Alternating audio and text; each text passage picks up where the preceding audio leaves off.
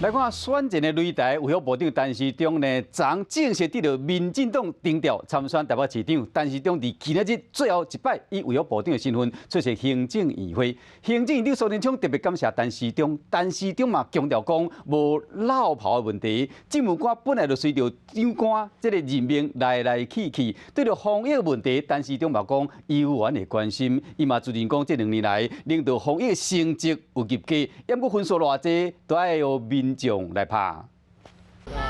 下晝嘅9點半，卫生部長陳時中參加行政院會，嘛向行政院長蘇貞昌辭職。這個辭呈我已經提出，那現在就看行政院蘇院長的安排。衛生部長和疫情指揮中心指揮官嘅工作，攏會交予別人做。當然，我仍然會掛心，我也會關心，但是我充分的有信心，他們一定會把事情做好。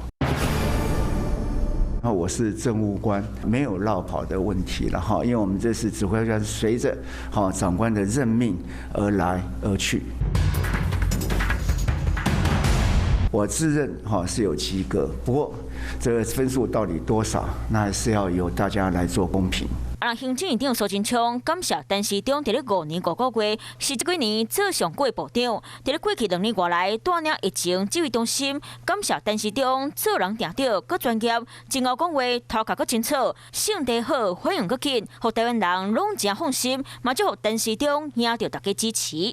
工課辭掉了後，陳時中同款政府責任，走通去衛生部主持會議。伊對過去同齊做拍拼的同事講，希望後擺會當繼續用地方政府的身份，和衛生部繼續合作。我可能有機會的話，如果有去選舉，然後應該是以選舉的身份，那是會以地方政府的身份來要求大家各位的幫忙，請到時候再給我一些充分的協助哈，我一定會跟各位合作，把中央的政策。另外，陳時中競選團隊發言前嘛出來，由立委曾水雄和林草英出戰。在陳時中辭掉交接進程，榮耀閣是衛生部長，所以選戰行程愛請假才當繼續走。有事沒事趕緊轉開華視，還沒有訂閱華視的 YouTube 頻道嗎？趕緊按讚、訂閱、開啟小鈴鐺，我們華視 YouTube 見。